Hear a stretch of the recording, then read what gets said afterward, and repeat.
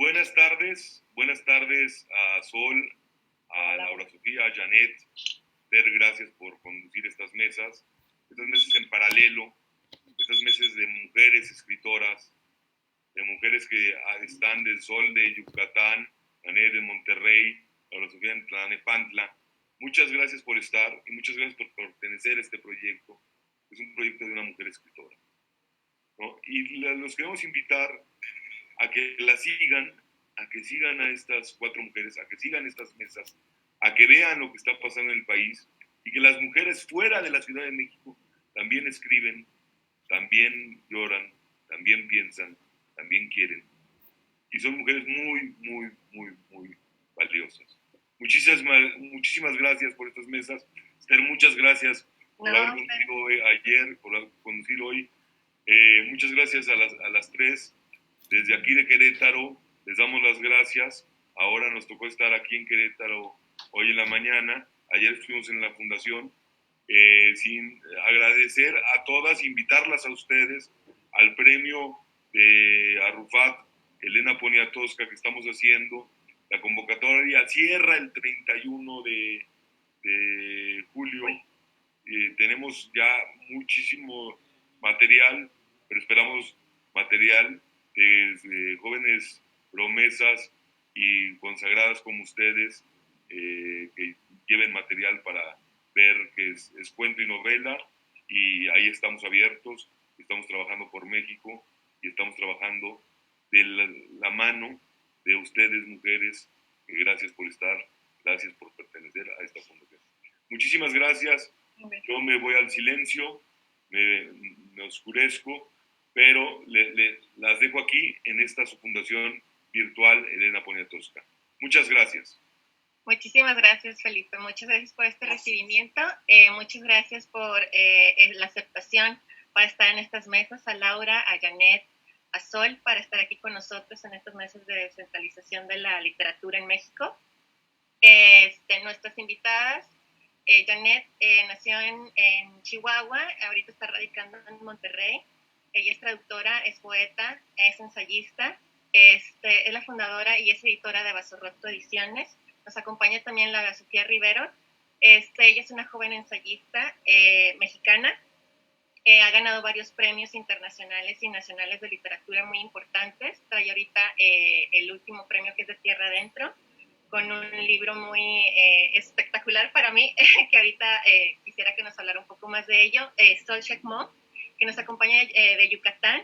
Ella también escribe poesía, novela y ensayo. Y de Sol, lo que me interesa mucho es que acaba de ganar un premio internacional. Es la primera mujer en ganarlo. Y me gustaría mucho que ahondáramos en cuanto a lo que es escribir novela, ensayo, poesía desde la lengua originaria, porque estamos como muy como en esta oferta cultural en donde todo lo que debemos de consumir o leer siempre debe ser en español, siempre debe ser como una imposición ya hecha desde un mercado, y no abarcamos hacia los otros lenguas originarias que existen a lo largo y ancho de México, ¿no? Entonces creo que es una manera de ver tres polos distintos de lo que se está haciendo en la literatura mexicana de hoy. También sería hablar un poco acerca de estas maneras en cómo nos conjugamos entre todos, entre los escritores y las escritoras, en este ambiente que ha ido cambiando desde el 2015 hasta la fecha que hubo todo como movimiento social con el feminismo, y cómo empezamos a ver nuestras prácticas socioculturales de acerca de cómo nos relacionamos entre hombres y mujeres en la literatura, que ya empezamos a ver un poco más lo que es el machismo, lo que son los ejercicios de poder, lo que es la misoginia. Entonces, sería ahondar un poco acerca de eso. Janet, me gustaría mucho que nos platicaras acerca de tu labor en Basorroto, cómo fue que nació esta idea que, a pesar de que decimos que es una editorial independiente, se ha vuelto una de las editoriales más importantes a nivel internacional, que has traducido a diversos autores de talla internacional muy importantes, como ahora ha sido Jonan Carson, que recibió este premio Princesa de Asturias, y que recibió aquí en Coahuila lo que es el premio Manuel Acuña, y que a pesar de que nos enfocamos mucho en el trabajo de ella, yo creo que en Latinoamérica, más que nada en México, la conocimos a través de tu traducción y a través de este trabajo que tú tuviste, de ir poniendo ciertos poemas de ella, luego la traducción de los libros. ¿Cómo ha sido todo este trabajo en cuanto a la traducción y también el trabajo tan importante que tú has hecho en la poesía? Porque el año pasado, en lo que yo estuve revisando la semblanza y mapeándote, vi que habías ganado un premio internacional. Entonces, si puedes hablarnos un poquito de esta labor. Gracias. Gracias, Claudia. Hola a todas y gracias por este esfuerzo tuyo. Y gracias a la Fundación Elena Poniatowska. Mira, todo tiene que ver con todo. Es decir, yo, como dijiste, nací en Chihuahua. Nazco de una familia libanesa que llega a Chihuahua, mi abuela con 9 años, la ponen en un barco de Líbano y llega a Chihuahua.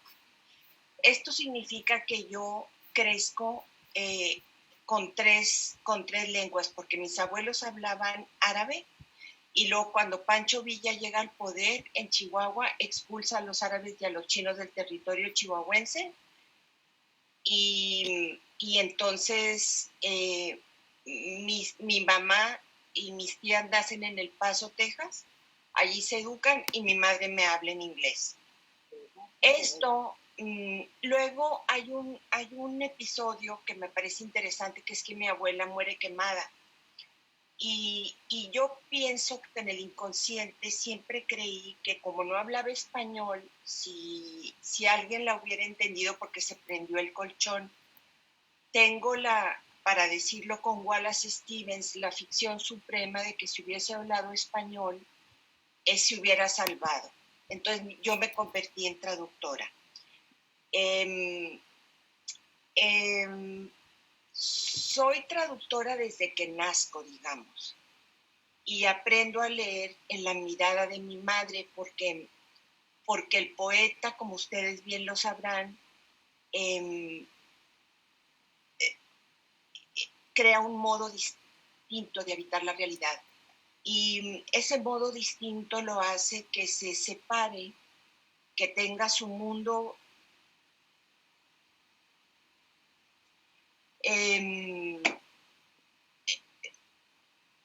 desde los 7 años que yo me acuerde, 6 años, creé mi propio mundo, empecé a traducir, empecé a escribir, y cuando Charles Wright dice que una línea de poesía es una línea de sangre.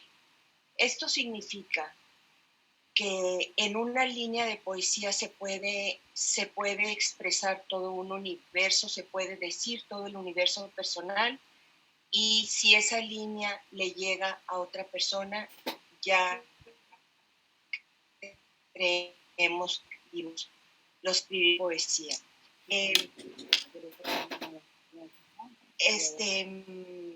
Sucede que leo una línea de Charles Wright de un libro suyo que se llama Zodíaco Negro.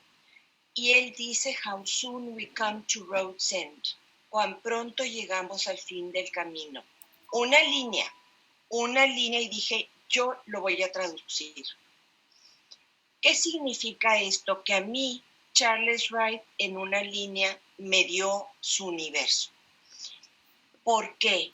Porque yo estaba traduciendo en ese mismo momento a Alda Merini y a Dino Campana. Él, en su momento, estaba traduciendo a Eugenio Montale. No, yo estaba traduciendo a Alda Merini, disculpen, y a Primo Levi.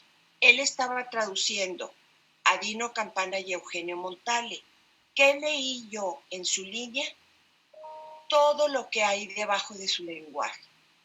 Toda la tradición de Montale, de Campana, de la poesía de la dinastía Tang, y a mí me llegó por toda esa tradición. Yo empecé a traducir a Charles Wright, Era un libro muy difícil, había ganado el Pulitzer y el Book Circles Award, que se llama Zodíaco Negro, lo publicó Pretextos, es un libro muy difícil de traducir. Le dije que quería ir a trabajarlo con él y me dijo, ¿cómo que vienes a Charlottesville a traducir, a revisar unos pronombres, unos sustantivos, unos verbos? Me dijo, Janet, ¿te pones nerviosa en la traducción? Le dije, sí, porque no es mi obra. Ya terminamos, él le dijo a Harold Bloom que eso le dijo él, pero no era cierto, que mi traducción estaba muy bien. Le escribí a Harold Bloom que si me podía hacer una introducción, él me dijo que tenía mucho trabajo, que haría 2 fragmentos. Y me dijo, quiero que te vengas a la Universidad de Yale a tomar cursos de poesía norteamericana contemporánea. Estuve yendo y viniendo cada 15 días durante 6 años. Allí fue donde me di cuenta cómo en Latinoamérica había una tendencia a ver la poesía norteamericana como esos poetas que viven en un imperio. Y es precisamente porque viven en un imperio que estos poetas se alzan con toda la fuerza del dolor.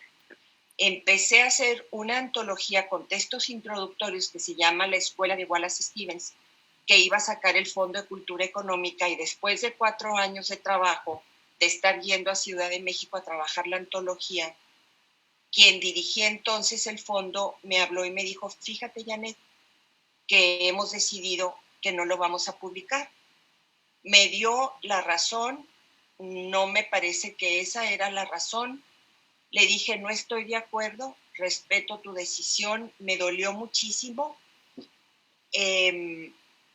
Y trabajando con el artista plástico que hace las cubiertas de la colección Poesía de Basorroto, Víctor Ramírez, le dije, Víctor, te voy a leer el segundo salmo de Merwin.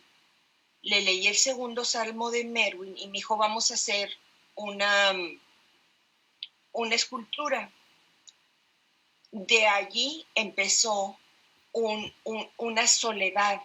Yo sentía mucha soledad que tuve que ir asumiendo lentamente, porque el poeta traductor creo que le cambió su vida, va a cambiar la vida de los otros, y no es así. Yo me estaba poniendo muy intensa, hasta en los semáforos agarraba el teléfono, ¿me dejas leerte el segundo salmo de Merwin? Y una vez un poeta colombiano me dijo, ¿sabes qué, Janet? Merwin no me gusta. Y allí me cayó el 20 y dije, no porque a mí me guste y porque Merwin cambió mi vida, entonces me dije a mí misma, cálmate. Entonces sacamos los 4 salmos de Merwin, Víctor y yo, en otra edición morada, no como las de ahora, y así empecé Basorroto. Es un acto de soledad y un intento de dar a ver voces en otras lenguas que consideramos esenciales para los lectores en habla en español. Así lo empezamos. Eso es cómo inicia Basorroto, por qué soy traductora. Y a tu tercera pregunta, ¿cómo lo mezclo cómo coincide con mi obra poética? Primero, soy poeta. Traduzco porque quiero dar a ver. Por ejemplo, Anne Carson, Alda Merini no se conocía, Charles Wright tampoco, W.S. Merwin había en México pero no en España. Entonces, esa es la razón. ¿Cómo me ayuda a mí como poeta el acto de traducción? En la traducción tienes que aprender a leer y a desentrañar el sentido más profundo y analizando todas las acepciones de cada vocablo que utilizas.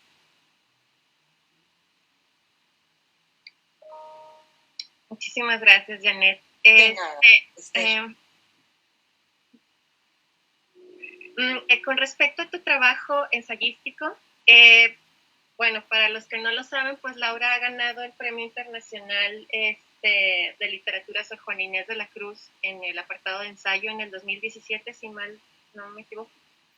Y acaba de ganar el Premio Nacional de Ensayo Joven, que se produce en Guadalajara, por tierra adentro. Perdóname, no recuerdo bien el nombre del escritor al que está consagrado José Luis Martínez, sí. Martínez, perdón. Y lo que me ha llamado mucho la atención de Laura Sofía es el trabajo tan minucioso que ha hecho con el ensayo a partir de las cosas más pequeñas o que no solemos poner como tanta atención en ello. Creo que en eso radica el verdadero trabajo de un ensayista, en darle esta vuelta de tuerca a las cosas. Y me gustaría que nos hablaras acerca de estos dos libros, con el que ganaste el Juana Inés, y que trata un poco sobre estas cosas que no hablamos mucho, que son como las vistas, como los desechos y todo esto. Me llamó muchísimo la atención. Entonces, si pudieras hablarnos un poco de tu proceso creativo en cuanto al ensayo, desde cuándo empezaste, si empezaste haciendo el ensayo, porque tienes, si bien recuerdo, me dijiste que tienes 27 años, ¿no? Sí.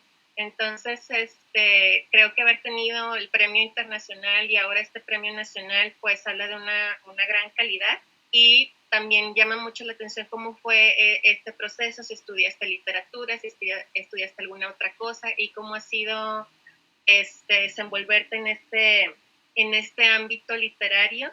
¿Cómo lo has percibido tú? Porque me dijiste que naciste en la Ciudad de México, pero has estado en Tlalnepantla, Estado de México. Sí. ¿Y cómo ha sido desarrollarte en este núcleo? Que si bien, bueno, hablando de las, como de esta fuerza literaria que hay en el centro, que es bastante amplia, hay muchísimas voces de mujeres en distintos ámbitos, ¿cómo ha sido para ti desarrollarte? Y cómo ha sido, por ejemplo, cuando vas a los encuentros, cómo ha sido percibirte tú en este entorno, y cuando viajas o cuando te desenvuelves con otros ensayistas, por ejemplo, cómo percibes tú como espacio literario entre hombres y mujeres, si has sufrido alguna, no sé, como que te hicieran por aparte, en mesas o en algunos encuentros, porque realmente sucede esto, ¿no? De que creen que hay un tema en específico y como que meten a una chica o una mujer como para rellenar el grupo, para que digan que no, que sí hay mujeres, pero ponemos a una, o hacen una mesa en lo referente, pero nada más al tema de la mujer, el cuerpo o lo materno, y bueno, aquí está nuestra mesa de mujeres, ¿no? Y los temas importantes de hombres, pues es como lo policíaco, esto, aquello, pues solamente hombres, ¿no? Entonces, ¿cómo lo has vivido tú?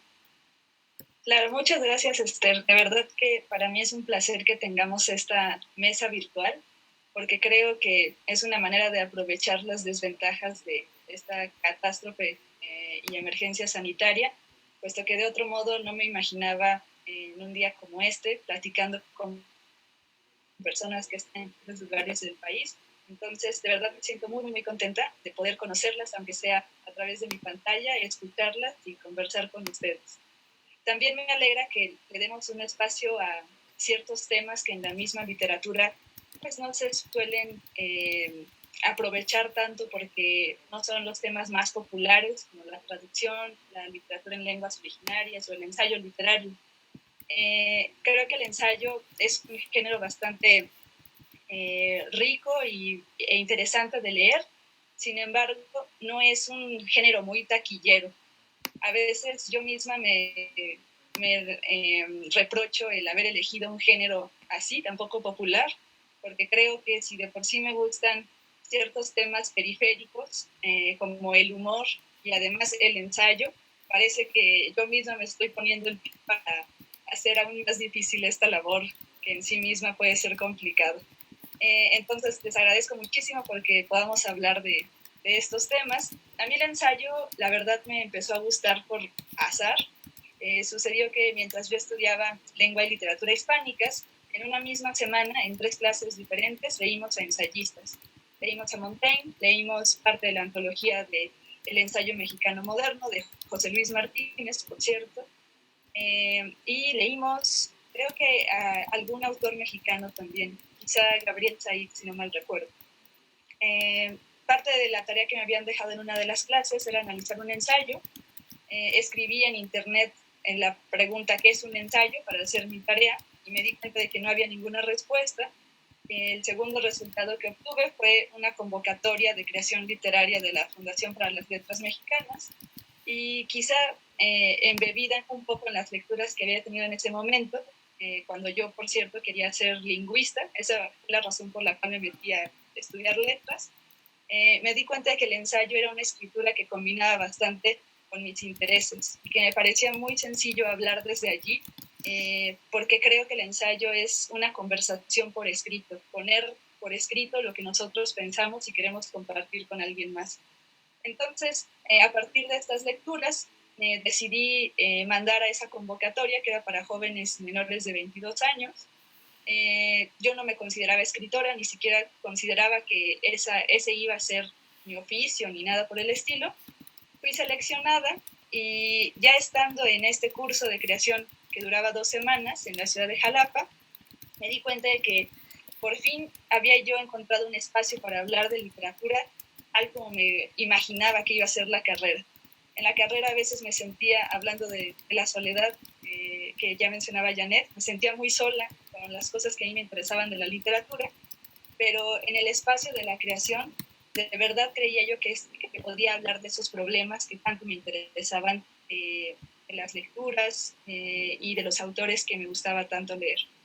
Entonces, así fue como llegué al ensayo. Yo creo que nadie es de niño, un niño que decida no ser bombero o no ser ingeniero, sino ser ensayista. Creo que es una cosa muy azarosa, y al menos así fue mi proceso.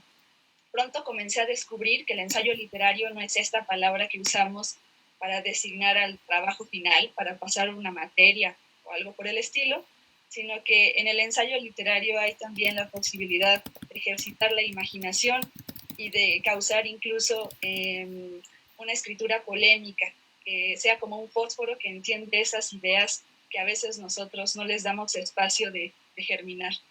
Entonces fue por eso que me empecé a interesar en otros autores mexicanos que hacían un ensayo sumamente libre.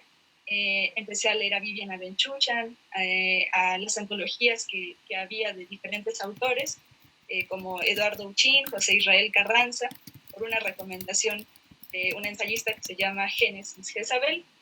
Y a partir de estas lecturas me fui nutriendo de un tipo de ensayo mucho más libre que me llamó mucho la atención. Sin embargo, también en un momento descubrí que muchos ensayistas de mi generación a mí me parecían un poco distantes, porque todas sus reflexiones parecía, o yo las sentía así, parecía que las tenían solamente cuando viajaban, solamente cuando iban a Berlín o solamente cuando estaban en Europa, tenían esas grandes ideas que colocaban en sus ensayos. Y empecé yo a considerar si acaso el ensayo no nació como un ejercicio de la libertad, y por qué siempre tiene que estar cercano a una erudición impostada, ya sea libresca a partir de las citas profusas, o ya sea a partir de los viajes y esta manera de ser cosmopolita en esta época. Entonces traté de hacerlo como una escritura honesta y empezar a escribir desde los detonantes reales de mi vida. Entonces, si comenzaba a pensar en el amor porque no me llegaba un mensaje de mi ser amado, escribía a partir de eso. Si comenzaba a pensar en los límites de la legalidad porque descubría algo caminando en Tlalnepantla, escribía también de eso. Y poco a poco, con esta manera de hacer de forma muy honesta la expresión de dónde venían mis pensamientos, fue que me fui sintiendo mucho más cómoda al hablar de las minucias, de los temas pequeños, porque a mí me parecía una manera de reconquistar ese placer personal que tengo en el pensar y conversar con alguien, sin la necesidad de matizarlo con algo que nos pudiera parecer erudito. Entonces fue por eso que hice estos 2 libros, uno que se llama Tomografía de lo ínfimo, que es el que obtuvo el premio de la FOEM, Sor Juana Inés de la Cruz. Se llama Tomografía de lo ínfimo porque son 11 ensayos de temas minúsculos. Tengo un ensayo sobre pantuflas, otro sobre canicas, temas muy pequeños que me iban llevando a pensar en cosas mucho más grandes. Por eso en el minifacio digo que le hice un minifacio porque eran cosas pequeñas. Y allí justamente comencé a preguntarme que el mundo no está hecho solamente de los titanes, sino los titanes también están hechos de átomos. Entonces me interesó mucho centrarme en estas cosas pequeñas. Posteriormente, el segundo libro, que se llama Dios tiene tripas, que apenas va a ser editado, se llama Dios tiene tripas, tiene un subtítulo, Meditaciones sobre nuestros desechos, y en este libro me interesó mucho hablar de un tema que podría ser muy tabú, que son todos nuestros desechos, lo relacionado a los baños, porque creo que también es un problema del lenguaje, esto que no queremos nombrar. Es un problema del lenguaje, el tabú, y no solo un problema del lenguaje, sino también del pensamiento. Creo que es un tema del cual pensamos mucho, estamos obligados a pensar en él porque es una experiencia humana colectiva. Sin embargo, no siempre lo decimos. Entonces me interesaba mucho para mí encontrar en la literatura siempre este espacio de libertad, de poder nombrar lo innombrable, y por eso decidí escribir sobre estos temas. Para cerrar y dar oportunidad a seguir conversando con ustedes, les cuento nada más una anécdota. Mientras estaba haciendo este libro, me pidieron alguna vez en una antología un ensayo que mostrara una especie de mapa también de la escritura que estamos haciendo las mujeres actualmente, y mandé un ensayo sobre la diarrea que escribí, y me contestaron, oye, ¿no tendrás algo más femenino para la antología?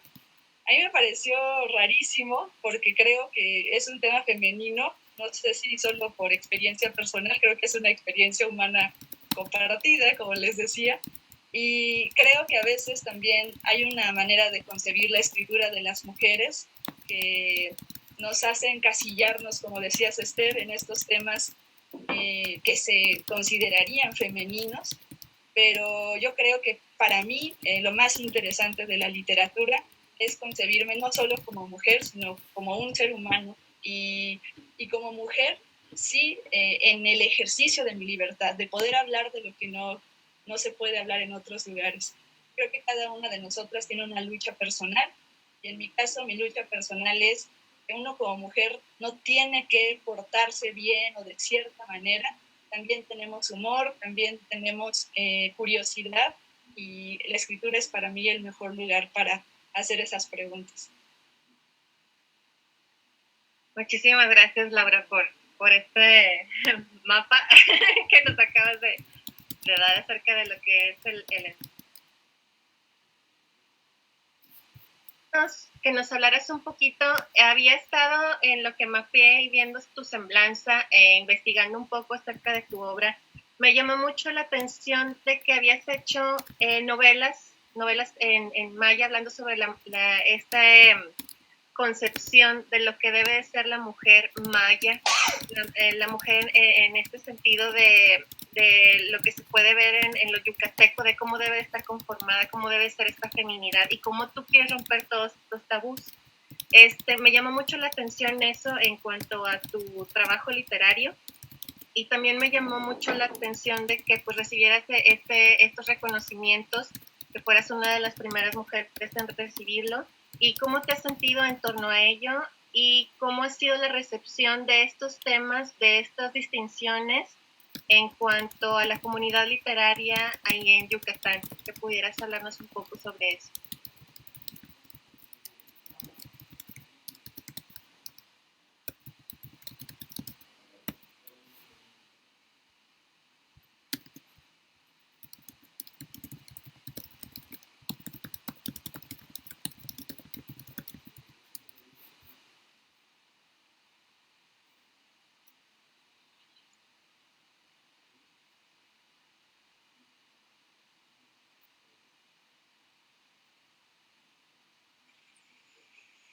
¿Ya?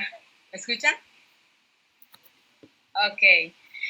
Hola, buenas tardes. Un gusto, aquí agradecida con la invitación con ustedes. Como pudieron ver, hace rato que estoy aquí como que sufriendo, hallándole a esta cuestión de la luz, porque las cortinas de mi ventana se movían y hacían oscuridad. Y pues ya aquí contenta de poderles ver. Tuve la mala experiencia hace aproximadamente un mes que que participé en una charla también con gente de Colombia y pues los miraba a ellos, pero ellos solamente me escucharon en toda esta participación. Pues hoy en día quiero decirte, Esther, Laura, Janet, que si bien la pregunta importante que has hecho, Esther, respecto de cómo Yucatán percibe y recibe la participación de las mujeres que escribimos en la lengua originaria, pero sobre todo quienes sobresalen en esta carrera artística literaria, pues diría que hay una situación de recelo tanto de hombres de escritores como de mujeres escritoras, como de la población maya parlante, y creo que hay mayor aceptación de las personas que hablan y escriben solamente en español. Creo que hay una situación de envidia profesional, un tipo de egoísmo inclusive, donde se genera un sesgo hacia las personas que pueden lograr un éxito. Y verdaderamente no me siento acogida en Yucatán en cuanto a mi trabajo literario, pero que sí soy leída en estas diferentes lecturas que he generado, en diferentes tipos de novela que he estado escribiendo. Puedo decir con todo respeto las obras que he escrito en este género de novela, en crónica, en relato histórico, en ensayo, por supuesto, poesía y cuento, además del periodismo que hago.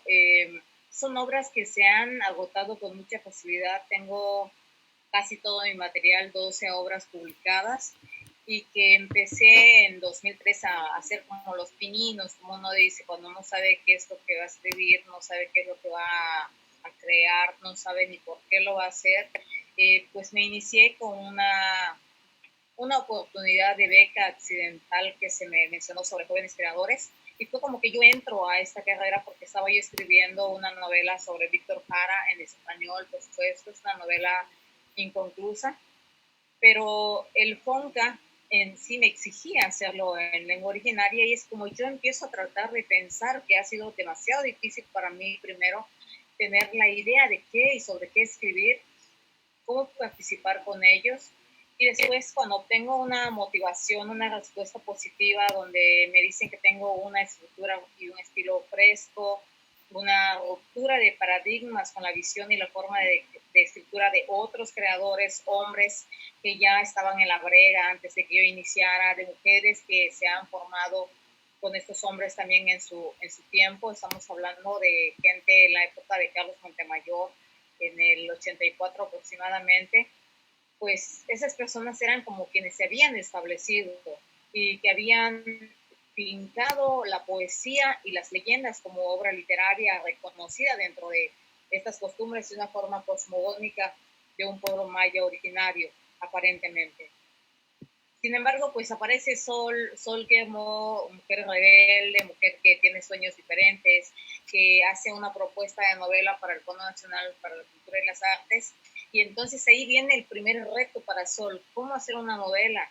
Y tuve que abocarme a pensar en el occidentalismo. Yo he tenido, gracias a Dios, a la vida, a la naturaleza, la oportunidad de ingresar a la formación académica, y entonces yo me considero una total dualidad.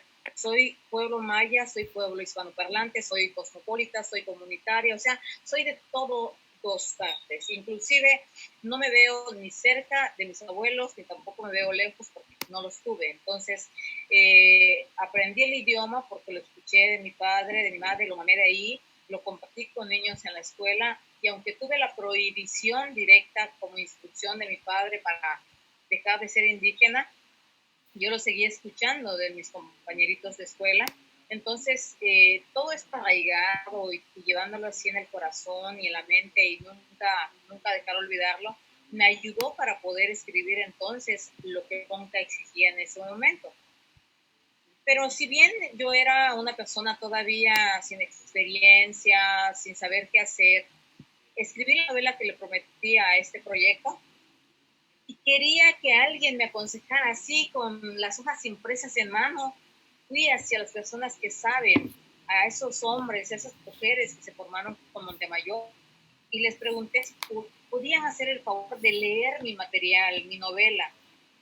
pero no había dicho que era novela hasta que de pronto uno de ellos me preguntó, ¿qué es esto?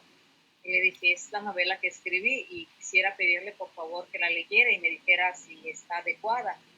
Y antes de que se leyera, la persona movió las hojas así nada más y dijo, esto está mal, Sol. Y dije, pero si esto usted no lo ha leído, no puede saber si está mal. Y me dijo, está mal, estás acabando con la cultura, estás rompiendo con algo que está establecido. La figura literaria dentro del pueblo y la cultura maya está establecida y son leyendas, mitos y poesía. Es así como que te rasgas las vestiduras, ¿verdad? Y te jalas los cabellos y casi te enfureces. Pero dije, una total falacia. O sea, yo quisiera saber dónde está esto registrado y que me digan que no se puede escribir otra cosa, porque yo tengo algo que ustedes no han notado, que ustedes también tienen, y es, tengo un idioma completo, tengo el conocimiento, vivo en un pueblo maya y tengo la capacidad de poder discernir si escribo o no en ese formato, porque al final, con el idioma y sabiendo leer y escribir, lo que puedo hacer es llevar todos los mensajes que quisiera con ese idioma. Para eso es que lo tengo. Pero ustedes me están diciendo que soy una mujer terca, que descompongo la cultura, y solamente generaron en mí la motivación para ser novelista. Y es donde escribo entonces con mayor ahínco el género de la novela. Tenía un corazón de mujer.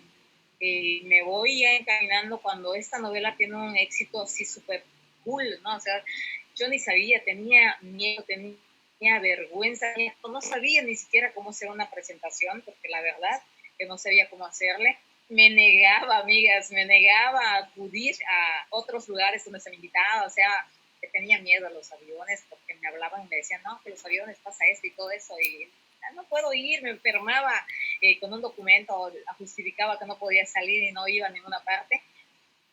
Pero luego cuando ya dije, bueno, toco morir, ni modo, ya me subo un avión, un avión para irme a Sonora, pues se me da la oportunidad porque la prensa me tuvo a consideración. Me hizo una entrevista que la verdad no recuerdo que haya dicho todo lo que la prensa dijo, pero agradezco profundamente lo que dijeron y empiezo a tener una respuesta positiva para poder publicar obras. Y si bien mi motivación para iniciar en todo esto solo era querer firmar autógrafos, porque yo solo quería firmar autógrafos, lo logré y era como para retirarme, ¿no? O sea, firmo todos mis autógrafos y ya, soy realizada. Me voy a una presentación de la novela Estella Musical Colel, de ella un corazón de mujer a Veracruz, en un encuentro de mujeres indígenas. Y mi sorpresa se da cuando uno de los hombres que en ese tiempo quería leer la obra se vuelve mi detractor y quería hacer esa detracción en la presentación de la novela. Hizo un texto maldito, o sea, que iba en contra de toda la presentación y de toda la obra. Y yo, pues algo controversial, estaba súper motivada porque había visto, sí, accidentalmente el contenido de su texto. Yo quería, deseaba que lo leyera, deseaba que él cumpliera su papel de hombre, de macho, de lo que fuera, de discriminador, de asociador social, y que dijera lo que tenía que decir mal sobre mi trabajo, pero no era más que un cobarde dentro de la literatura también, y se tomó palabras de Miquela Craveri y habló lo mismo que Miquela sobre mi obra, y yo estaba súper decepcionada de eso. Pero mi felicidad viene que cuando termina la presentación, y la jornada me hace una entrevista que se dio una duración hasta las 2 de la mañana. Y sí, fue muy cansado, la verdad, muy cansado, no estaba acostumbrada a esas cosas, ya ni sabía qué decir. Y entonces solo se habían llevado a vender aparentemente 12 obras. Pero ya cuando yo salí, llegaron unas señoras muy lindas, ellas de Francia, y una de ellas me dijo, oye Sol, venimos por la obra. Pues yo con ese desconocimiento, quizás hasta podría decir inocencia, y yo le dije, pues es que ya no hay. Y la señora dijo, pues, es que no puede ser, venimos de Francia por la obra. Yo de verdad no me sentí emocionada, me sentí apenada de que las personas hayan viajado de tan lejos para conseguir la obra. Y el señor que organizó en este tiempo el encuentro, Juan Gregorio Requino, llamó a una chica asistente de él en ese entonces y dijo, saquen las novelas de la bodega y todas las que iban a ser obsequiadas, una para cada mujer, eran 200 obras que se traían y se llevan las novelas al lugar de la presentación, y ese día vendí 206 obras en una sola noche. Era entonces como el retiro de sol que en estas ganas de firmar autógrafos. Más sin embargo, comprendí que esta tarea literaria, esta decisión se transforma en una responsabilidad imperante, en un compromiso aún mayor. Entonces yo me vuelvo una persona versátil en la literatura, ya le entro al cuento, solo le tenía muchísimo miedo a la poesía, le entro al cuento, le entro al ensayo, le entro a la crónica, porque soy narradora, realmente soy narradora, no soy precisamente poeta. Me aboco a escribir, yo tengo una metodología de escritura muy militarizada. Yo escribo de 2 a 4:30 de la mañana todos los días, y si me fallo un día por alguna situación, una salida, yo me la repongo y escribo el doble al día siguiente, y así hasta recuperar todos mis días de trabajo. Entonces, por eso soy pues una mujer prolífica en la literatura. Así como bien dices, Esther, he tenido pues sí muchísimos premios. He tenido los premios que he querido, porque cuando yo he decidido participar y con inocentos, sin arrogancia, de verdad, porque me he asombrado de eso. Cuando yo he querido participar en alguna convocatoria, digo, bueno, está esta convocatoria, voy a hacer un trabajo para participar en esta convocatoria. Y así como sucedió en el premio Nezahualcóyotl de literatura, una persona, un amigo de dependencia, me hizo la pregunta, él muy pendiente de mí siempre, muy decente el señor, me dijo, oye Sol, ya salió la convocatoria de esto. Pues yo, tratando de como que quedar bien, ¿no? Respondí, sí, ¿cuándo cierra? El día. Está bien, voy a participar y voy a ganar. Eso fue lo que dije. Entonces me aboqué a terminar mi obra literaria de Solo por ser mujer. Participé, se me olvidó, como siempre se me olvidan de este tipo de cosas. Y de pronto él mismo me avisa y me dice, Sol, faltan solo 2 días para la respuesta, para saber quién gana el premio Nesa. Y no sé ni por qué fue que me lo dijo, porque me llenó de un estrés, pero intensamente no podía vivir, porque mi mayor temor no era que no lo ganara, no era que sí, claro que me fascinaba la idea de ganarlo, ¿verdad? Pero mi temor era que no lo ganara y entonces yo quedara mal de haber dicho, voy a participar y voy a ganar. Ese compromiso que había tenido conmigo y de haber hablado. Y afortunadamente, pues se dio, obtuve el premio Nezahualcóyotl. Y de esa manera, ¿por qué digo esto? Porque obtener el premio PLIA de América 2019, cuando me digo así, reina del PLIA, mi WhatsApp, es porque todavía pues, soy reina del PLIA, todos los demás son reyes del PLIA, ¿no? Y estamos hablando de un premio internacional, aunque yo tengo una motivación de vida que es obtener el premio Nobel de Literatura. Ser la primera mujer indígena en obtener el premio Nobel de Literatura, y eso lo sueño, lo busco y lo estoy trabajando. Y por supuesto hay una situación aquí en Yucatán que si triunfas no hay un acercamiento, no hay nada. Fíjense que cuando sucedió lo del PLIA, que tuve pues entrevistas de muchos países, tuve acercamiento de muchísima gente. En la FIL tuve un lleno muy importante de asistentes y por supuesto en medios de comunicación. Los adoro, los he respetado y querido siempre. Y cubrieron también mi participación y se volvió a dar vida a este premio PLIA. Entonces, el gobierno de Yucatán pidió que yo hiciera una carta que la llevara a la oficialía de partes en el Palacio de Gobierno y que dijera quién soy y que dijera por qué quisiera yo ver al gobernador. Entonces yo le respondí al jefe del Departamento de Comunicación Social de que yo no tenía necesidad de conocer al gobierno. El gobierno tenía la obligación de conocerme a mí, porque es parte de su trabajo.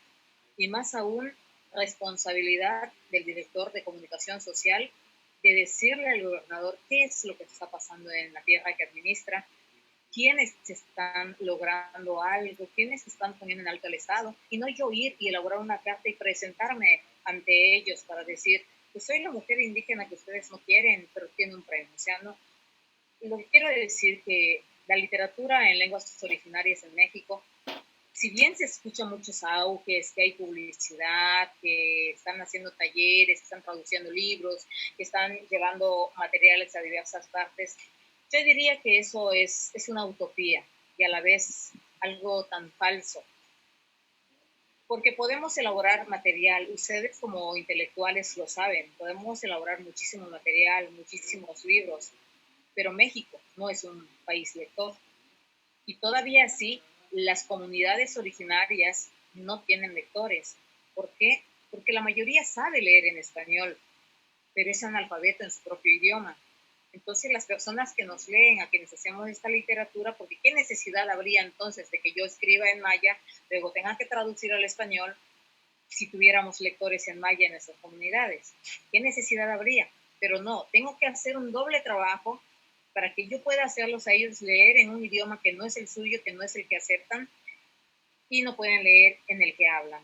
Y sin embargo, la mayoría de las obras que hacemos, quienes escribimos este tipo de literaturas originarias, son leídos por doctores. Es absolutamente pienso decir que hay doctorados en otros países que se, digo modestamente, que se doctoran en literatura de Sol Quermo. Hay muchísima gente, yo he estado enviando últimamente paquetes de libros a varios países que se están elaborando en edición especial porque son obras agotadas, solo quedan 4 títulos, y el de Pasos Perdidos, que es el premio PLIA, que ya está la obra también lista. Pues yo diría que me siento verdaderamente agradecida porque aunque Yucatán no lo reconoce, desde Campeche hasta el resto del país y en otros países como Estados Unidos, como España, como Chile, Ecuador, Alemania, Colombia, son esos, Lituania, son esos que están adquiriendo las obras y las están tomando como libros de texto. Entonces, qué pena es decir que en México se hayan tenido quizás en las bibliotecas algunas de las obras mías y creo que ni las conocen las personas en la biblioteca. Creo que ni siquiera se han promovido. ¿Por qué? Porque no tiene valor la literatura en lengua originaria para México. Hacen una presentación, hacen una feria de libro y colocan al lado de los libros de inglés, en otros idiomas, al lado de los de español. Al final ponen una mesita o un pequeño stand donde dice literatura en lenguas originarias. Y eso significa desigualdad. Maya es como escribir en inglés. Escribir en maya es como hacer cualquier idioma, es un idioma completo. ¿Sí? Yo no puedo leer en alemán, yo no puedo leer las obras mías que están en japonés, que se están vendiendo en Japón con muchísima prontitud. Sin embargo, conozco la esencia del contenido de mi obra que está girando por esos países. ¿Por qué entonces existir ese espacio donde tengan que diferenciar esa calidad literaria que está en un rincón solamente porque viene de lenguas originarias? Y la gente cree que son obras que deben de regalarse porque no tienen valor. ¿Por qué no tienen valor? Y te digo, Esther, respondiendo otra de tus preguntas. ¿Por qué? En primera, yo no escribo sobre mi comunidad ni en la visión de la gente yucateca. No escribo cómo se vive en Yucatán. No es lo que me importa a mí, porque hay demasiada gente que está escribiendo sobre la cultura, está escribiendo sobre las leyendas, está escribiendo sobre las tradiciones, los usos, las casas de paja, su modo de vida. No, yo escribo novela jurídica, que es un premio NESA, novela costumbrista, que hoy día está en griego, está en japonés, está en alemán, está en inglés. Escribo novela histórica, El llamado de los cuncules, que Estados Unidos acaba de pedirme hacer el segundo volumen y es lo que estoy trabajando. Tella, un corazón de mujer, que es la primera novela, según los que conocen, escrita en lengua maya por una mujer en Latinoamérica, pues es una novela político-policial. Tengo la otra novela, por ejemplo, Pasos Perdidos, bueno, no es novela, es una antología de cuentos, el de Pasos Perdidos, que se lleva el PLIA. Tengo una novela social, bélica, que es Gudelia Flor, El sueño de la muerte. Tengo Jardines de Xibalbá, que son cuentos ganadores, en una antología de cuentos ganadores, son todos cuentos seleccionados. Tengo premio especial de novela. Entonces, Torero, que es una obra que metí porque quise a concurso, habían dos y dije, no va Torero, y Torero gana.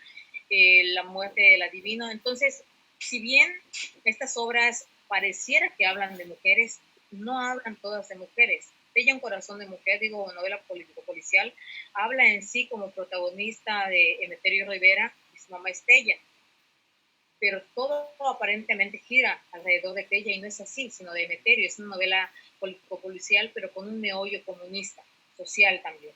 Entonces, eso es lo que no le parece a las personas que yo escriba, que hable de las realidades. Esta novela de Solo por ser mujer habla de la venta de las mujeres, del incesto, y la obra que más aman los japoneses es La vieja Cleofas, donde se habla cuando el papá, bueno, el esposo está casado con su esposa, luego se muere la esposa, el papá se hace esposo de su hija, luego la hija tiene una hija, entonces se hace esposo de la hija de su hija, o sea, de su nieta, y la nieta tiene un hijo.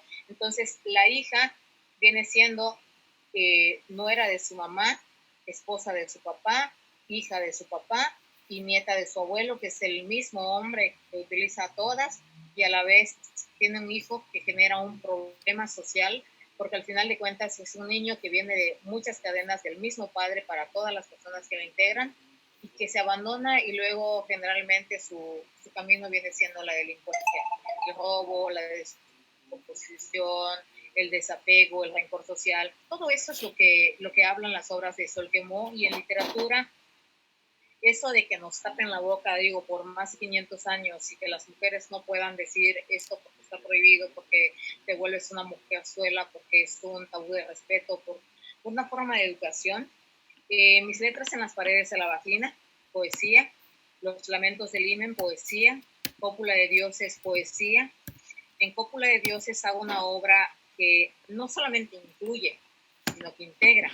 Es una obra para mujeres, para hombres, pero es una obra también para personas LGBTI, ¿sí? Donde mujer le da poesía a mujer, donde una mujer le da a hombre, donde un hombre le da a hombre, donde los transexuales a otros. O sea, uno que lea esa obra podría decir, esta obra tiene errores, pero no tiene errores, tiene algunas palabras que corresponden para según quien lo lea. O sea, tiene 8 formas de lectura, esa poética, y es la primera obra que comparto con alguien, con otro alumno mío, Carlos Camal Polanco, y que también es la primera obra que hago solamente en español, para demostrar que nosotros podemos hacer obra en ese idioma, no solamente en el maya. O sea, que tenemos esa habilidad, esa capacidad, ese conocimiento, y que solamente como nos hemos encasillado en esa catalogación de que es que Sol es escritora maya y pues que solamente puede escribir en maya. No, digo, tuve la oportunidad, yo soy una dualidad,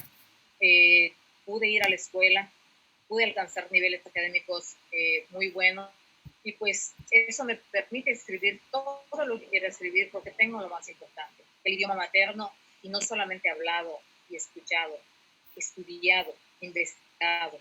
Entonces eso me ha ayudado muchísimo a crecer en esto infinitamente a las personas que me leen, aunque me lean en español. Yo sé que hay muchos de otros países que me leen en maya, inclusive el traductor de Japón, el doctor Shigeto Yoshida, lee la obra en maya y la traduce al japonés para que pueda llegar un mensaje fiel hacia los lectores japoneses. Entonces tengo mucha gente de allá que me sigue, la gente de Alemania, tengo firmado 15 años de contrato con Alemania para generar letras musicales y poesía. Entonces digo, soy muy, muy versátil. Yo solamente quiero ser ejemplo para las mujeres de nuestro país, para las niñas que deseen hacer letras, de que no importa de dónde provengas, porque yo vengo de un pueblo donde solamente quedan 6 hablantes, pero se puede salir y se puede sobreescribir. Y yo solamente quiero, a través de estos premios que he obtenido, que son para mí una súper responsabilidad, demostrar que todos podemos crecer, que todos podemos ser mejores, que no importa que don Mario o doña Gaby, que son mis padres, me hayan prohibido ser quien soy, que hayan deseado que yo fuera una mujer blanca, así como Janet, gustado ser blanca como tú, Janet, que me hayan ellos casi obligado a ser blanca y yo tener un problema psicológico de esconderme del sol, de cubrirme todos los días para que no me pegara el sol, de encremarme, de cuidarme demasiado para lograr esa piel que tuve. Entonces, hoy me reconozco, tuve 3 vidas, yo fui Marisol, luego fui Soledad Castro, ahora soy Sol Quemo, que es como mi verdadero ser. Entonces, ¿pero por qué lo hice? Para ir ocultando esas identidades que fueron para mí obligadas a retirarme. Y hoy día me siento muy, muy valiosa, me siento yo y me siento quien tiene que trabajar. Quiere ser la persona que reivindique a otras personas, como lo hubo en su tiempo a mis 17 años, que me reivindicaron para reconocerme que valgo, que el idioma que poseo es muy importante, pero sobre todo agradecerle al sistema que me haya dado la oportunidad de poder generar literatura y sobre todo de hacerlo en mi idioma materno, pero no genera incapacidad, sino al contrario, genera la realidad, vernos los otros con nosotros mismos y saber que si no nos unimos, nadie vive en otro mundo. No está separado el occidentalismo de nosotros, sino que es una cuestión de una mesa donde pones todos tus elementos y ellos ponen los suyos. Cada quien debe tomar para generar esa concordia, ser esa dualidad que nos permita ser felices. La literatura es una de las cosas más importantes para formar al mejor ser humano. Muchísimas gracias por tu aportación, Sol. Muchísimas felicidades por todos los logros que has tenido. Un verdadero placer estar aquí en esta mesa compartiendo contigo. Siguiendo un poquito estas dinámicas a partir de algo que había hecho Sol, que se me hace como muy importante. Más que nada la pregunta sería para Janet en cuanto a esta labor de traducción. Porque si bien la traducción que yo he visto que leí en Vaso Roto es hacia nosotros, pues hacia el español. ¿Cómo ha sido este proceso? Por ejemplo, en Nox lo vi, las cosas que vienen en griego, las cosas que vienen en inglés y luego transformarlas, lo cual se me hace como, bueno, para mí fue como wow, o sea, porque Nox es un libro bastante amplio, ¿no? Y que vienen muchas excepciones en griego, más aparte el lenguaje en inglés. Y yo siempre he sentido que en cierta manera la manera de traducción, yo nunca he traducido, es así como algo que yo hago mucho, pero lo que yo siento es que también es otra transformación, como otra vuelta de tuerca al lenguaje, que se vuelve también como un espacio textual diferente, o sea, no es plenamente lo que se puede decir en el idioma materno o en el idioma que se está produciendo, y cómo está esta dificultad, ¿no? Cuando no solamente es un idioma como por ejemplo puede ser el inglés. Viendo yo que también iba a haber otras traducciones, que puede ser el alemán, que puede ser el francés.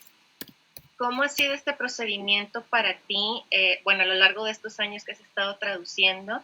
¿Qué dificultades has tenido?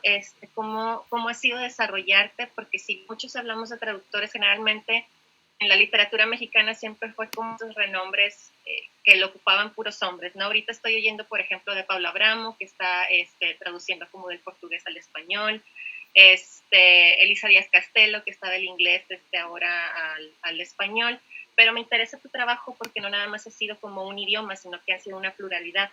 ¿Cómo ha sido para ti hacer? Mira, sí, te voy a enseñar lo que tengo abajo en mis pies.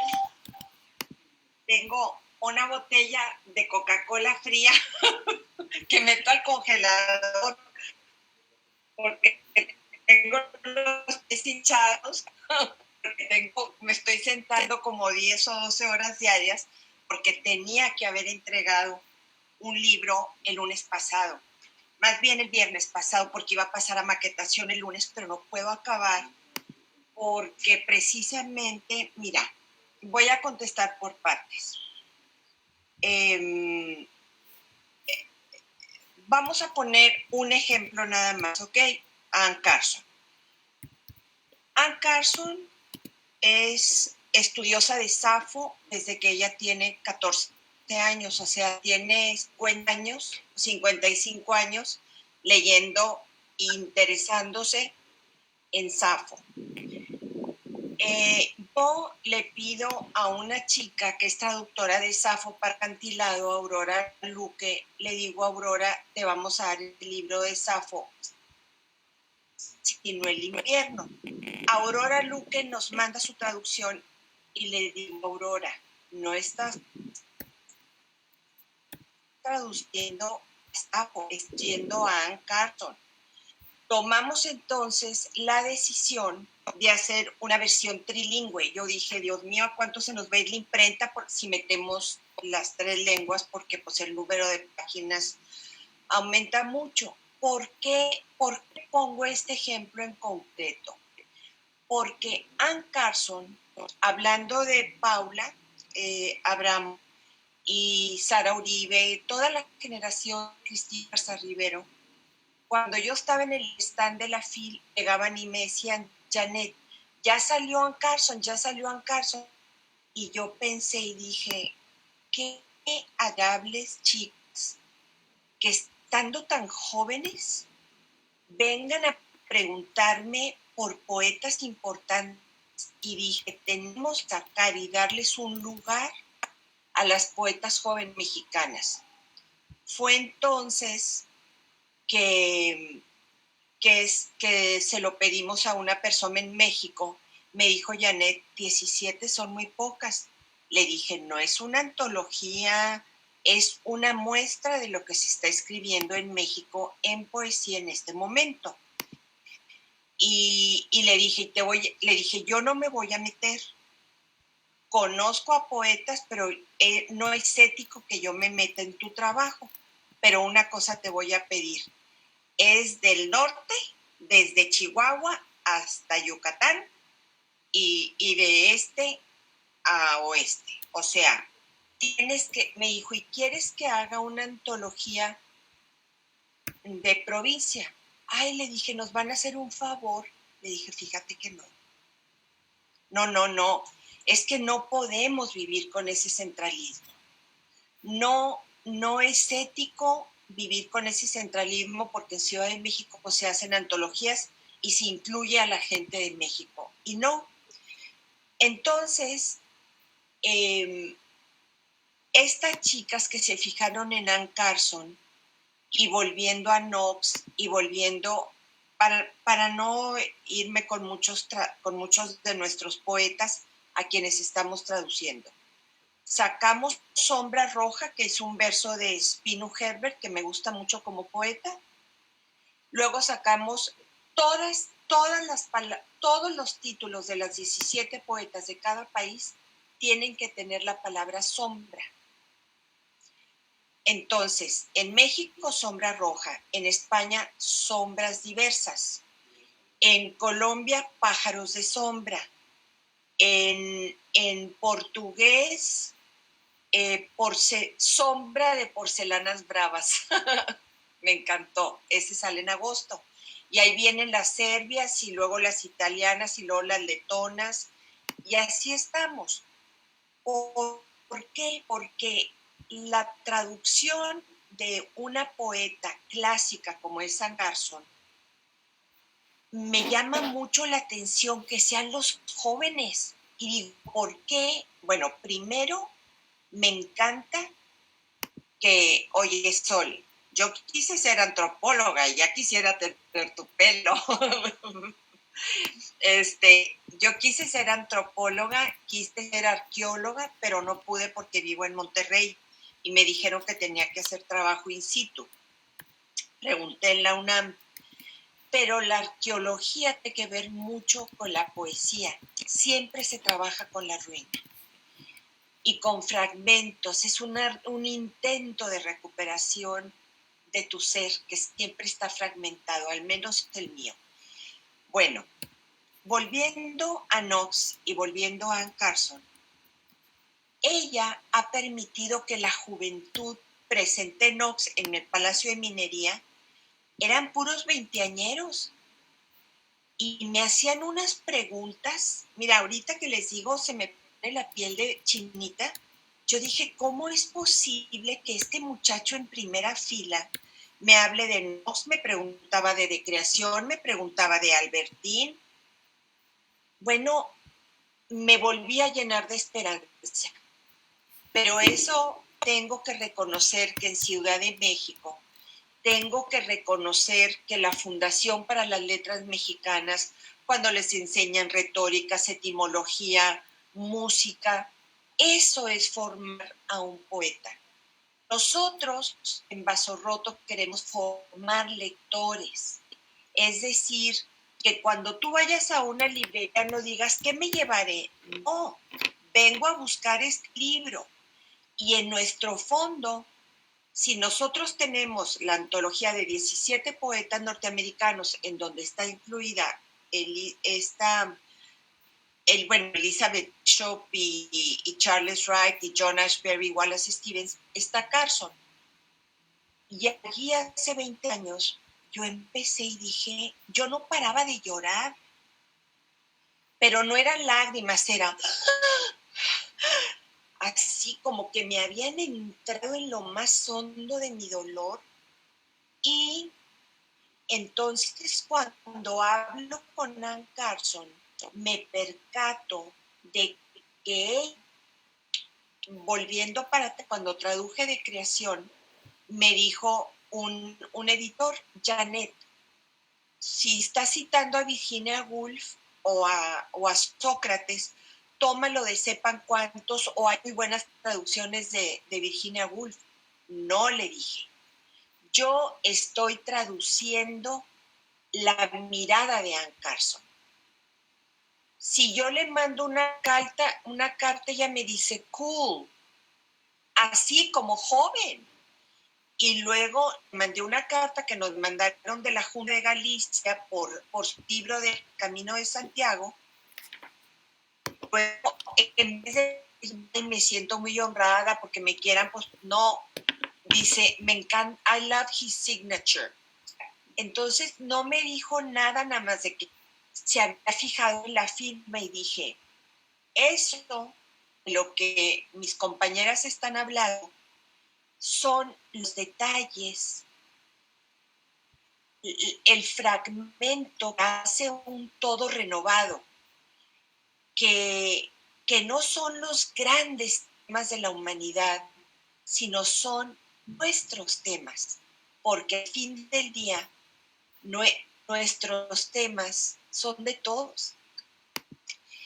Y ese libro a Carson se le dio un hermano y se llamaba Michael.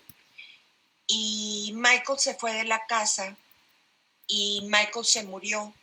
Y la esposa de Michael le escribe a la mamá de Ann Carson y le dijo, Michael is dead. Ann Carson tiene que viajar a Copenhague. Ella había tratado de traducir a Catulo, sobre todo el poema 101, que tiene que ver con la muerte. Libro, y entonces coge cada partícula del poema 101 de Catulo y te pone multus, multas, multum, many, too many, numerous, many of, many, when used with accusative esto. Entonces yo no podía utilizar los diccionarios de latín de internet, no. Tuve que buscar en la Casa del Libro y en otras casas libreras especializadas y me compré los tochos de diccionarios en latín para poder comprender, porque ella misma lo dice en ese libro, dice, traducir es como internarse en un cuarto oscuro sin encontrar el interruptor de luz. Yo dije, qué definición tan hermosa de la traducción.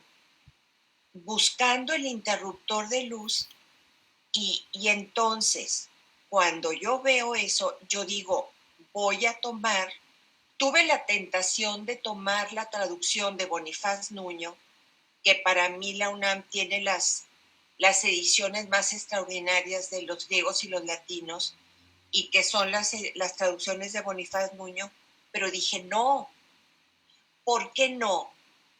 Porque ella se sale de lo tieso, de lo rígido, de lo convencional, arcaico, para entregarnos un Catulo fresco.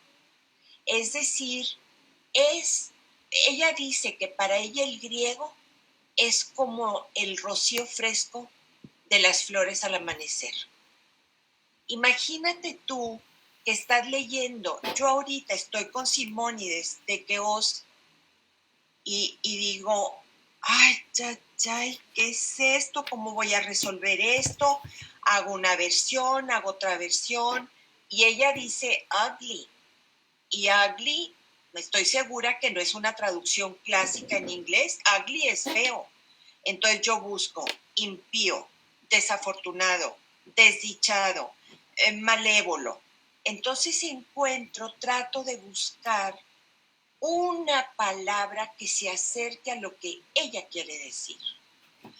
Yo por Anne Carson siento un infinito respeto por su generosidad, por su silencio y por su entrega. Por ejemplo, está hablando del tiempo. Simónides es el primer poeta de la antigüedad, del siglo V a.C., que cobra por sus poemas. Entonces ella empieza a analizar la seña. Es el intercambio de bienes y de dones. Y luego trae a colusión a Marx, hablando del comunismo. Entonces, habla de Marx y dice, el intercambio, porque en la seña griega intercambias amistad por amistad, amor por amor, pero nunca cambias amor por dinero.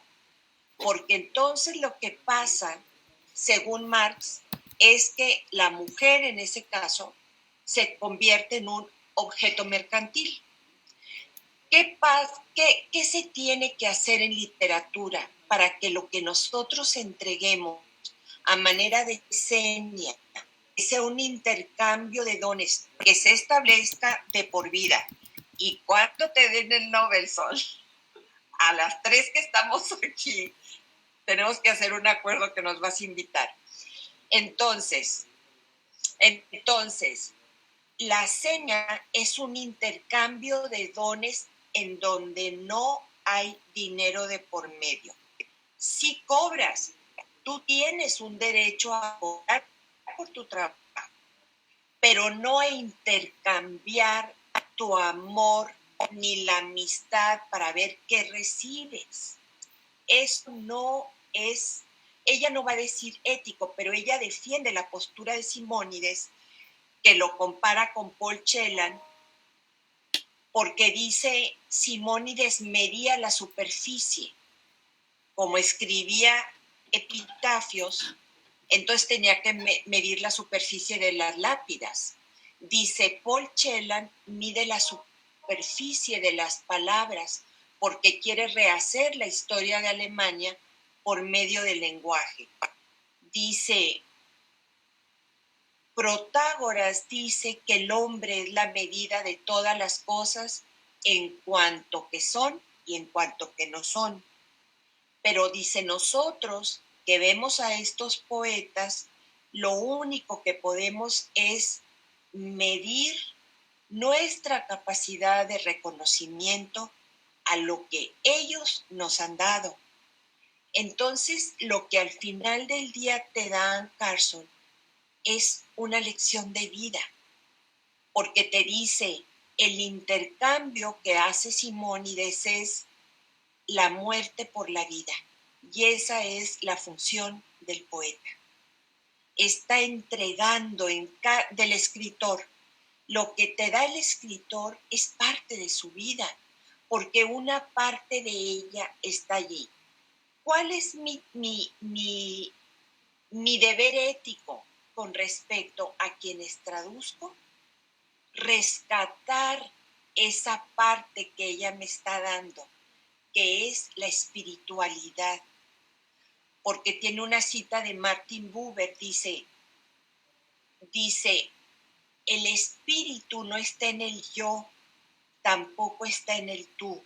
El espíritu está en el espacio entre el yo y el tú, que es el lenguaje. ¿Cómo llegas al tú?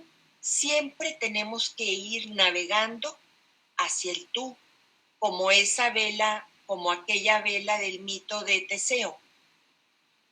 Entonces, nuestra vida en decreación, ella dice, aquí vamos, madre, navegando en un océano sin barcas. Y yo decía, ¿será su madre? ¿Será la lengua? Y digo, vamos navegando porque los griegos lo dijeron, navegar es preciso.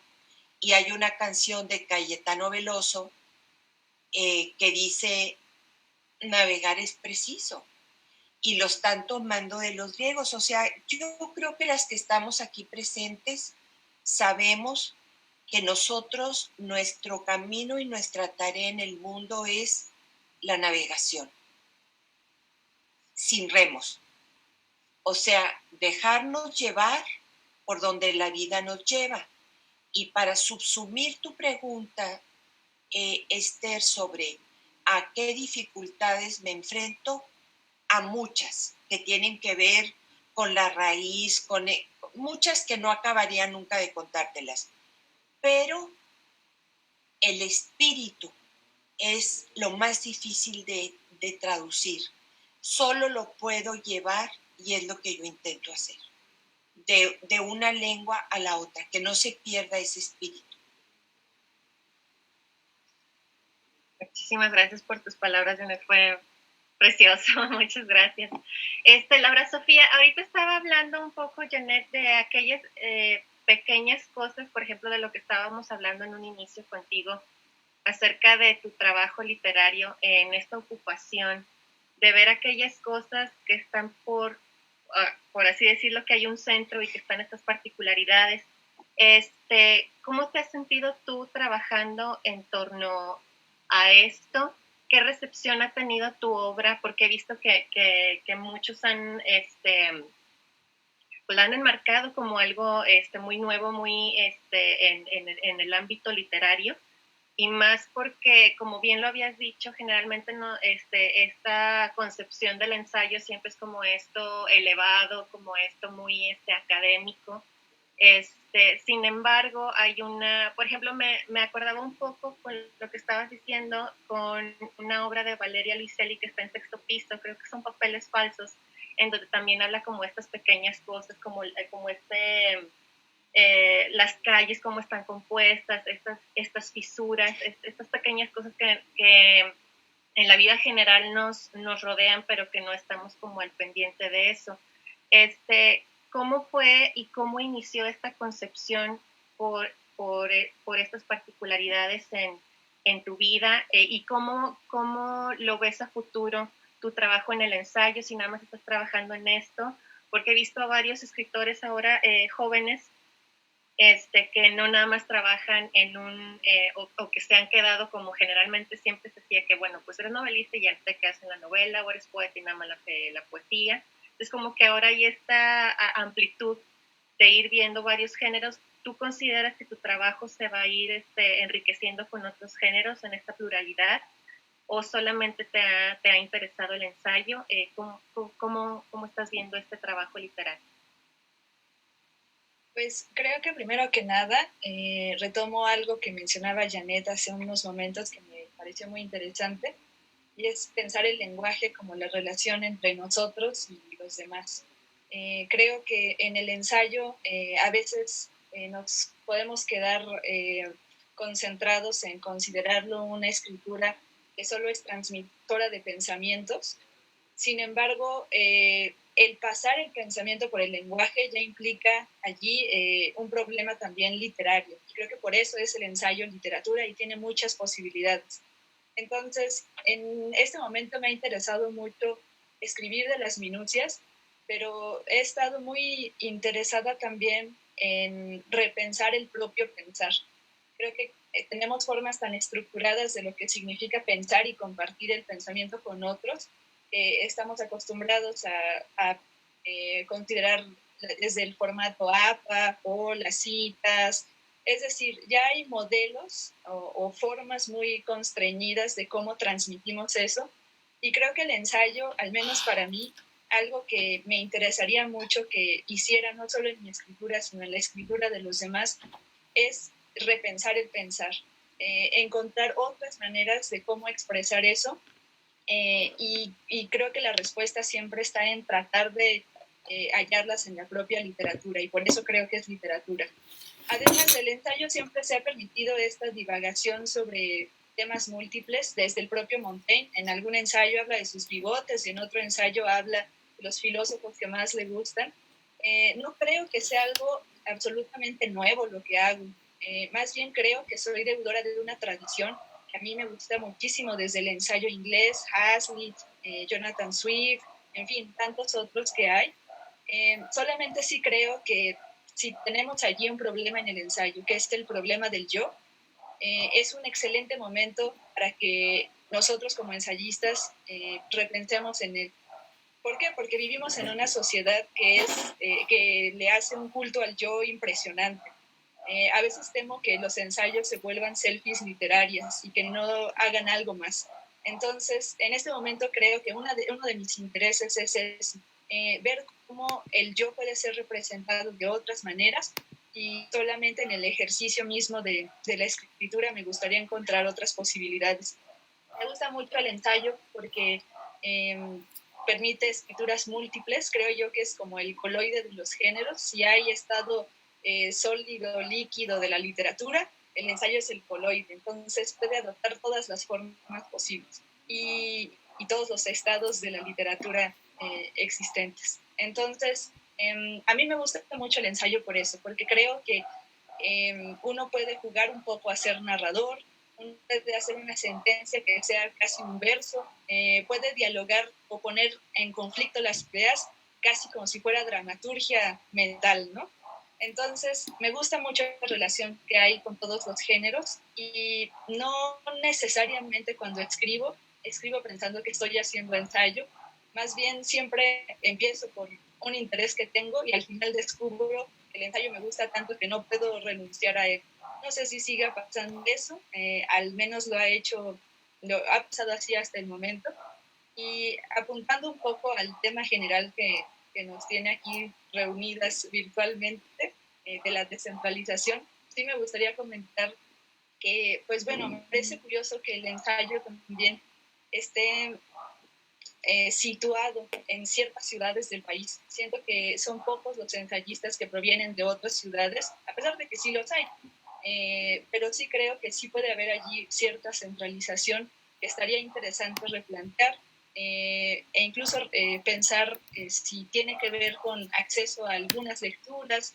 Creo que algunos libros de ensayo no circulan muy bien en diferentes lugares, entonces creo que también hay allí muchísimas preguntas que hacer. Es un género muy difícil de socializar, no es que uno vaya a ver un slam de ensayo, cosas así.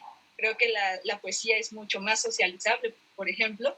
Entonces hay allí muchísimos retos para nosotros como ensayistas que podemos estar replanteando. Retomo igual para finalizar una idea de Patricia Redondo que me gustaría compartirles, y es que Patricia Redondo, que es poeta y es también de Tlalnepantla, el lugar donde yo viví la mayor parte de mi vida, decía que para ella los nuevos escritores van a venir o del norte o de los lugares recónditos o de la periferia, como la zona conurbada de la Ciudad de México, donde nosotros habitábamos. Ella hizo una antología virtual de gente del Estado de México escribiendo diferentes géneros, y porque decía que de allí iba a venir la literatura, porque son lugares en donde no tenemos acceso a otras cosas. Pasamos tanto tiempo aburridos que no nos queda de otra más que imaginar algo, ¿no? Algo diferente, crear el mundo no que ves todos los días, sino ponerlo por escrito en el papel. Entonces, pienso mucho en esa idea que ella tiene de la necesidad de la imaginación.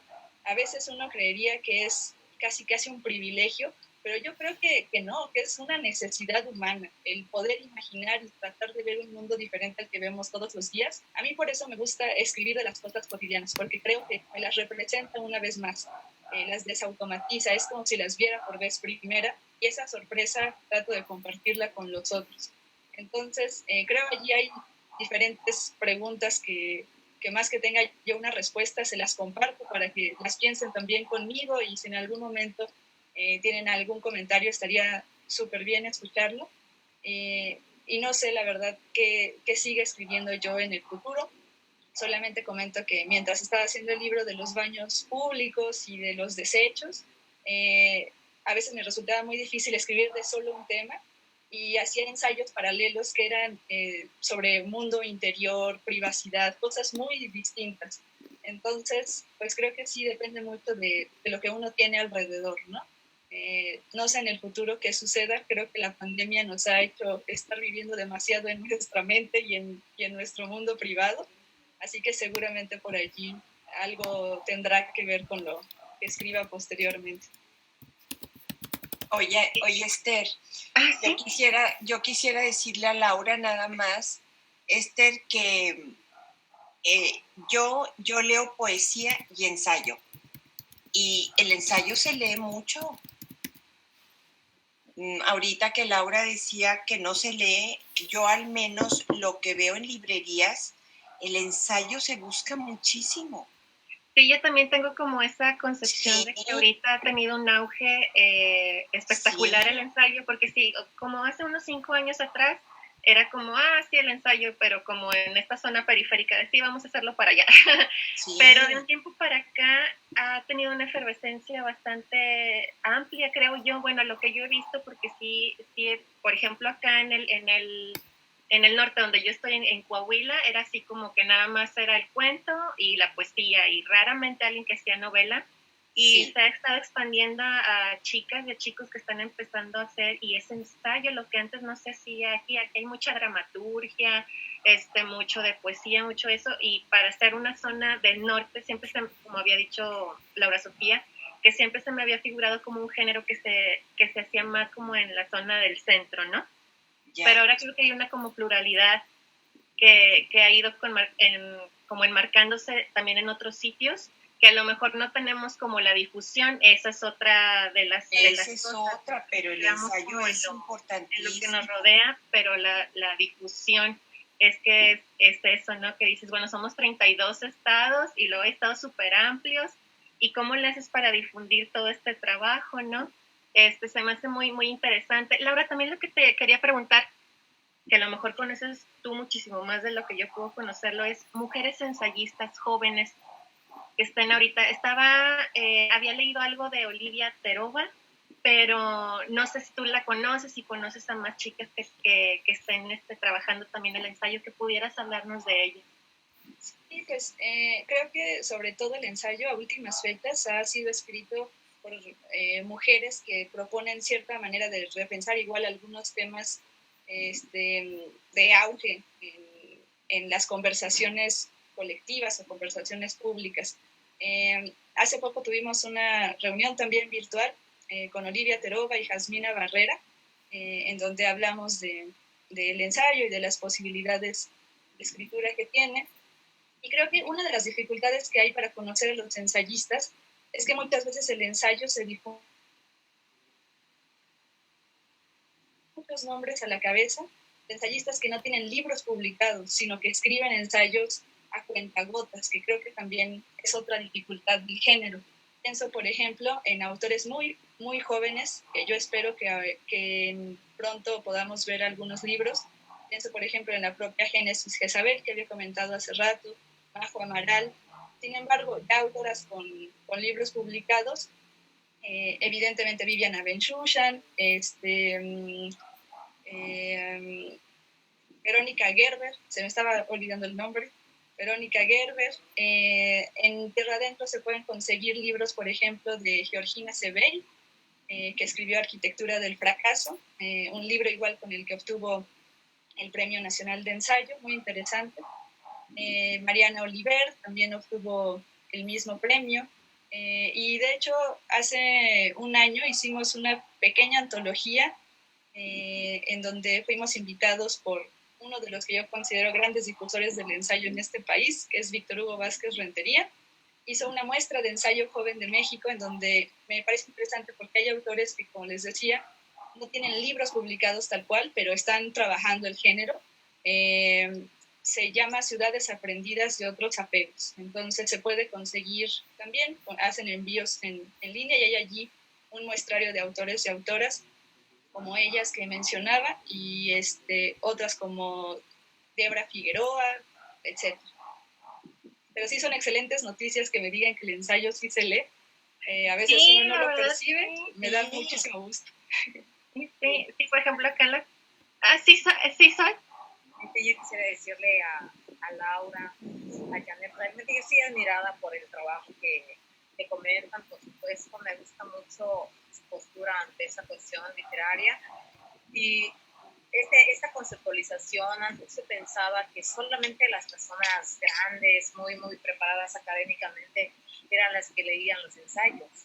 Sin embargo, tratando con el alumnado de nivel bachillerato, preparatoria y los que están iniciando en carrera en las diferentes facultades, he visto que estos jóvenes realmente prefieren leer ensayos que poesía. Si prefieren leer ensayos cuando se trata de generar algún tipo de debate, ellos tienen dominio de temática. Podríamos decir que hay muchos jóvenes a los cuales no les interesan estas cosas, pero la mayoría, estos jóvenes intelectuales que se van formando, a pesar de llamar una sociedad líquida, según Mauman, son gente muy, muy inteligentes, formadas en estas letras, y si se trata de ayudarlos, motivarlos para que escribieran algo, no se forjan diciendo, bueno, voy a escribirles un cuento y se los voy a leer a los niños, a los compañeros, no. Elaboran un ensayo muy bien estructurado con el APA Inicia, investigan muy bien y tienen opiniones, o unas opiniones que llaman absolutamente la atención de nosotros como catedráticos, porque tienen un alto pensamiento, tienen una capacidad de opinión, de crítica, de decisión dentro de su mismo texto. Entonces yo diría, y por eso admiro esto, de que yo hago ensayo, pero yo no soy ensayista, yo soy novelista. Y de entre las lenguas originarias se hacen unos ensayos magníficos, como lo hace este jefe castellano, quien entrega trabajos publicados en el género de ensayo. Y aún escrito en una lengua zapoteca, tienen una capacidad intelectual de texto, y más que de persona o como lo quiera uno catalogar, el texto que se entrega es muy, muy valioso.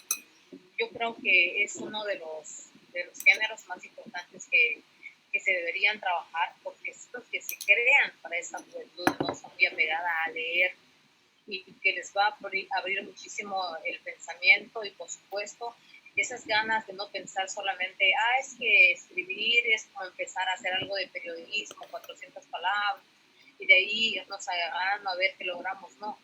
El ensayo les da esa oportunidad de, después de haber estructurado una problemática, un contenido, hablar, y eso es lo que quieren ellos, hablar. Entonces, yo admiro que la gente joven, así como Laura, esté trabajando, por supuesto, en ensayo y que obtenga los premios, que hay muchas convocatorias para participar en ensayos, premios de ensayo. Entonces, creo que es así como las ramificaciones haciéndose amplias, donde luego se podrán abrir las puertas y habrán muchos más ensayistas. Y por eso digo, Laura, escribe más. Yo sé que es algo complicado, es pesado, porque pues también tenemos que vivir, y lo digo, ¿verdad, Janet? O sea, es algo complicado, es una decisión de que dejamos la mitad de la vida guardada y la otra se la entregamos a las letras, pero pues es una decisión personal de nosotros que queremos ayudar a tener una mejor sociedad. No hay nada mejor que ayudar a los niños y a los jóvenes para que ellos puedan centrarse en esta intelectualidad a través de las letras y olvidarse de esas situaciones de ocio que los llevan a la perdición y a la delincuencia. Entonces el ensayo es la salvaguarda, porque les permite hablar contigo. No sé si tengan alguna otra cosa, algún otro comentario. Ya estábamos en el tiempo del cierre. Janet, Laura, Sol, no sé si quieran decir. ¿Sí? ¿No? Claro. Sí. Si me permiten, yo nada más quisiera decirles que estamos aquí con estas cuestiones de que a veces las editoriales, con esta situación pandémica que estamos siendo casi muertos de la angustia, ¿verdad? Y que no sabemos ni qué va a pasar, y como digo, este mundo se acabó, ahora tenemos uno nuevo y no sé qué será el día de mañana otro mundo. Cuando te preguntan algo, oye, ¿y qué va a pasar con los cines? Yo simplemente respondo, eso ya no existe. O y si vamos a ir a tomar café, eso tampoco ya no existe. O sea, ya no existe nada, solamente existimos nosotros y lo que vamos a poder hacer. Entonces, pues las editoriales son algo también muy importante que está sufriendo esta situación de la pandemia, la economía que está también algo enfermiza, creo que hasta está convaleciente o está agonizando, no sé ni cómo se encuentre.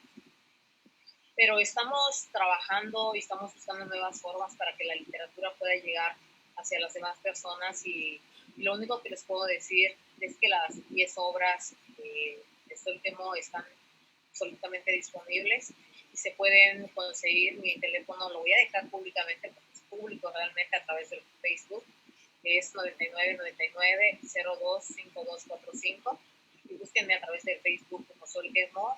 Los que ya me pudieron ver en esta ocasión, les agradezco muchísimo.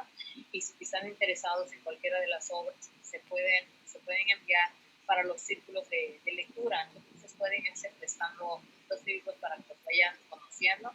Y les, con toda modestia, con todo humildad, por supuesto, y disculpándome antes, les estoy entregando obra de muy buena calidad, garantizada, porque el mundo así me lo ha hecho saber a través de su adquisición. Entonces, la apertura, el canal, por supuesto, me encantaría, si ustedes así me lo permiten, poder ser amiga de ustedes 4 y de las personas que nos hayan visto a través de esta presentación.